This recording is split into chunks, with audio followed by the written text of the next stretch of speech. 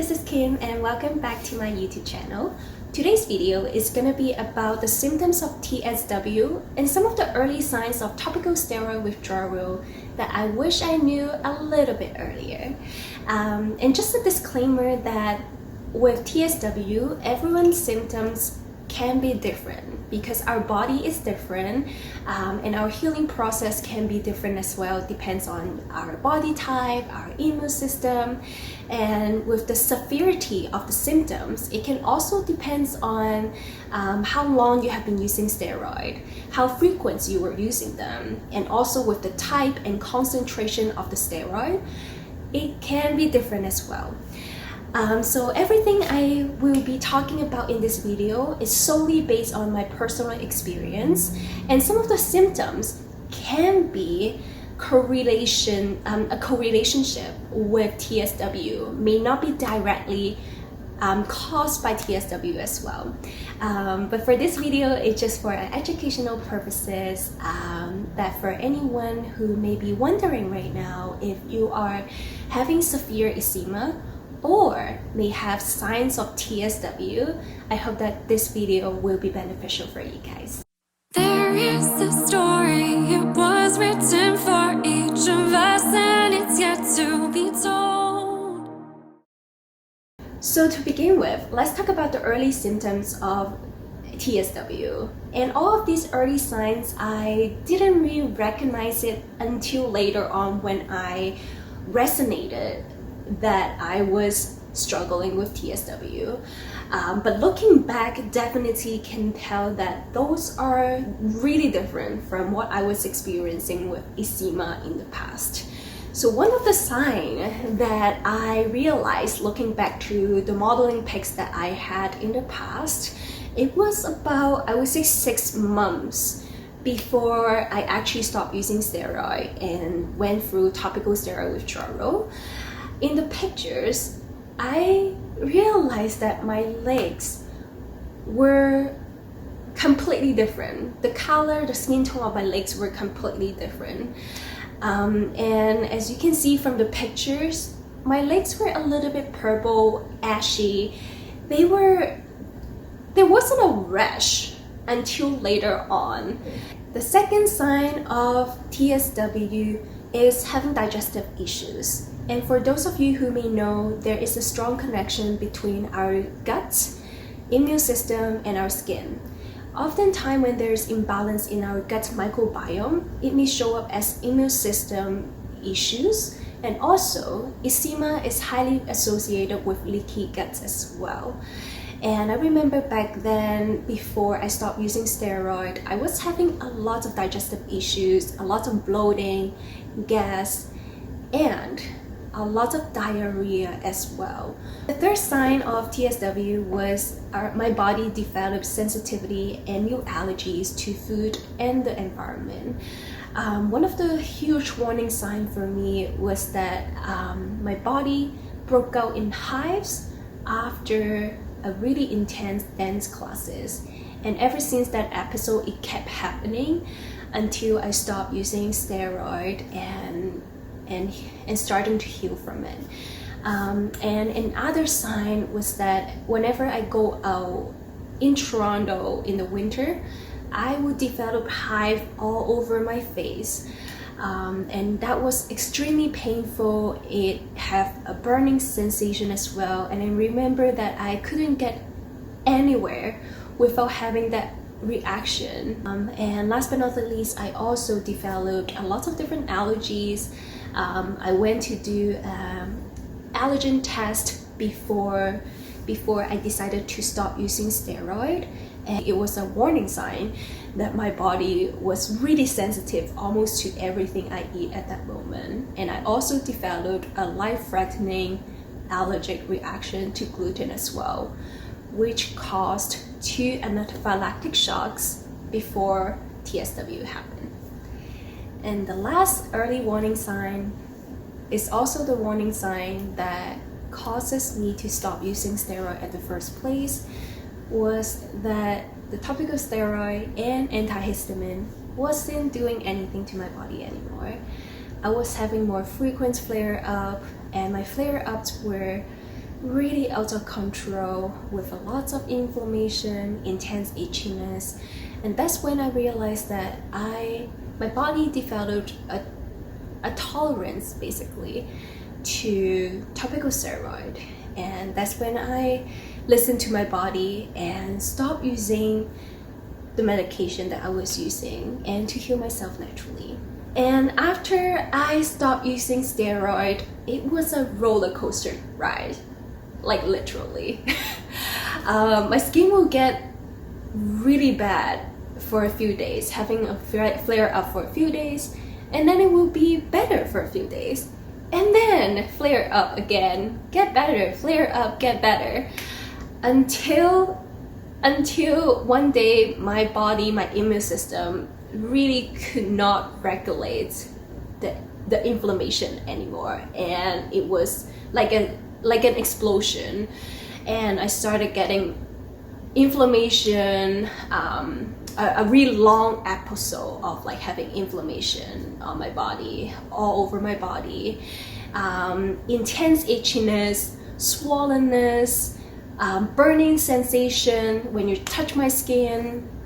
It's like as if I have a fever all day long, and it also impacts my sleep schedule as well, because with the itchiness was a skin deep itchiness that I would say in my experience was a lot more intense than the itchiness I experienced with eczema. And I remember that there was a time when I really wish that I can peel off the outer layer of my skin and find out what is it underneath my skin that is causing that itchiness. And my skin also started oozing a lot, which is basically secreting some fluid from my skin, and that was on a whole next level, because it affects the way you sleep as well, because if your skin touch the fabric, it will make your clothes wet, and if you're sitting on the same place for a long time, basically your skin will stick to the clothes that you have, and that was extremely painful. And I was also experiencing a lot of hormonal imbalance as well. There was a lot of oil secretion on my scalp, on my armpit, the folding areas as well, which they smells like inflammation, and my skin also smells like inflammation as well. And it was really challenging because taking shower is extremely painful, and after taking shower is a long episode of itchiness that nothing can stop, and which caused me don't want to take a shower because it hurts and it's itchy. But at the same time, all the secretion, and also how your body smells like inflammation, you really want to take a shower to wash everything off. And also there are a period of time when I developed pimple-like bumps, which is really similar to pimples. And for anyone with eczema, we always get it on our hands, like random small bumps. But I remember that I have got like an outbreak on my forehead once. And yeah, they were extremely painful as well. And it is almost feel like it was my body, my skin trying to push out all the toxin underneath my skin, and that's how the pimples were formed. After having oozing skin, eventually when your skin dried out, they become really flaky. You have skin everywhere in your house basically, and I describe it as a winter wonderland at home, because it's snowing outside in Toronto, and at home as well it's like snowing all day long, and I need to vacuum my place a few times a day, and there will still be skin all over the floor. And I also experience hyperpigmentation and hypopigmentation on my skin as well, where some of the spot on my skin will have light patches and some spot on my skin will have darker spots, which is a sign of your body, of your skin being damaged. And when they heal, when they are healing, that's when hypopigmentation and hyperpigmentation can happen. And with the skin inflammation of TSW, I can show you guys some picture. It's like the inflammation will stop somewhere on your hands and also on your feet as well. So you can clearly see a line between the inflammation and the normal skin. And with TSW, it definitely covers about 90% of my skin, but usually with my hands, my fingers, and also part of my feet, they were not impacted by TSW. And it doesn't matter whether you have put steroid on your skin, on that part of the skin before or not, it will still impact almost 90% of the skin. And some of the symptoms of TSW were symptoms that I never thought I would experience, because they are really similar to symptoms that people will have when they are withdrawing from a drug addiction or alcohol addiction, which includes night sweat, night chills, brain fog, memory issues, blurry eyes, blurry vision.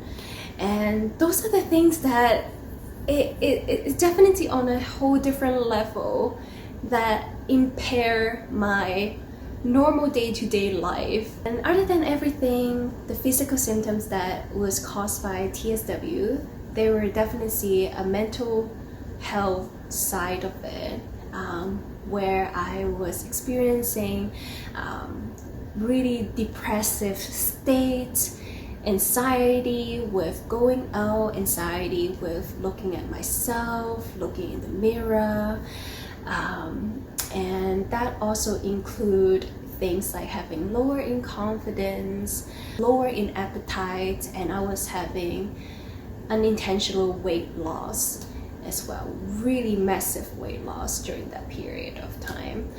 And topical steroid definitely have a lot of physical and mental impact on our body, and that is also the reason why I started this channel, because I really want to be able to spread the word, increase the awareness of topical steroid withdrawal, because of the fact how it is still not widely acknowledged by the medical society, and it's problematic because a lot of eczema warriors are experiencing topical steroid withdrawal without themselves knowing, and thought or being told by dermatologists that they are having more severe eczema, which requires having more topical steroid, more antihistamine to help with controlling their condition.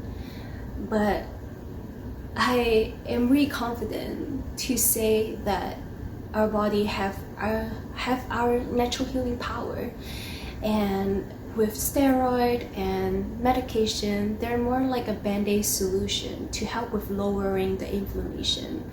But in order to heal yourself naturally and fully heal your body, you need to heal your gut, your immune system, and your skin as well.